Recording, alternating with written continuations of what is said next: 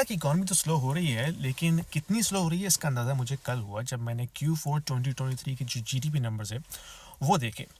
और अगर हम सिर्फ जीडीपी देखते हैं जो कि अभी हमें थोड़ा सा पॉजिटिव नज़र आ रहा है, हेडलाइन ये थी कि कनाडा ने रिसेशन इग्नोर कर दिया, रिसेशन से बच गया, क्योंकि रिसेशन की जो टेक्निकल डेफिनेशन है वो basically 2 consecutive quarter of negative GDP है।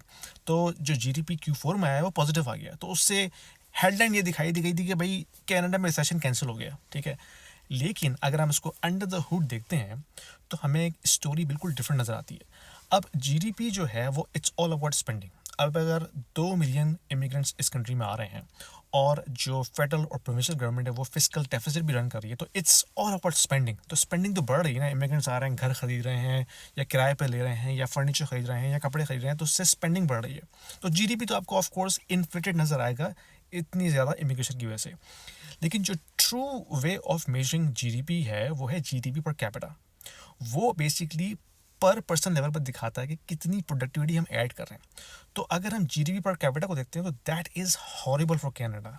लुक, तो ये पिछले 8 क्वार्टर्स का आपको डाटा दिखा रहा है। तो जो ब्लू लाइन है वो है real GDP which is adjusted with inflation, ठीक है।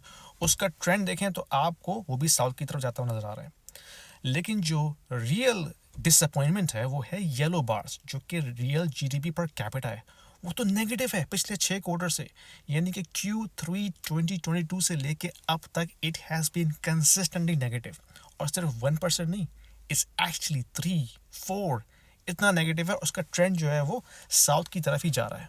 अब इसमें कंसर्निंग बात क्या है? कंसर्निंग बात ये है भाई कि जीडीपी पर कैपिटा से हमें पता चलता है कि हम कितने प्रोडक्टिव हैं। अगर Canada as a nation is not productive any more, we not producing any goods and services, जो कि वेल्थ बिल्डिंग की बुनियाद है। वेल्थ जो है वो गुड्स एंड सर्विसेज प्रोड्यूस करने से होती है, स्पेंडिंग करने से नहीं होती खाली।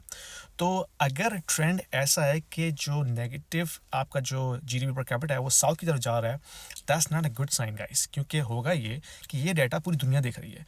अब उसकी वजह से इम्पैक्ट आएगा आपकी इन्फ्लेशन पे, इंटरेस्ट रेट के ऊपर, क्योंकि इंटरेस्ट रेट तय करती है मार्केट।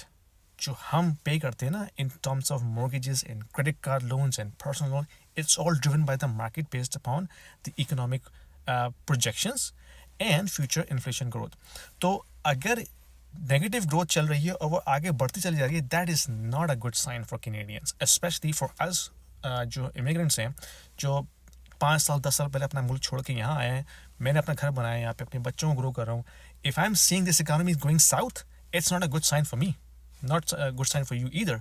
तो ये एक काफ़ी कंसर्निंग बात है कनाडा के लिए कि अगर थिंग्स जो हैं वो वापस ट्रैक पर नहीं आती हैं, then it's a very very concerning point for all of us living here, क्योंकि हम कुर्बानियाँ दे के आए हैं यहाँ पे to find a better life. But if the economy is sinking because of poor policies of this government, then I think we all should be thinking about it, that what we should do next in order to protect our financial freedom and our finances and wealth. Anyway, put your comments down below. अपने ख्याल का इज़हार कीजिए, comments में बताइए कि आपको क्या लगता है क्या होने वाला है and how things can get better. Let me know. Thank you. And don't forget to follow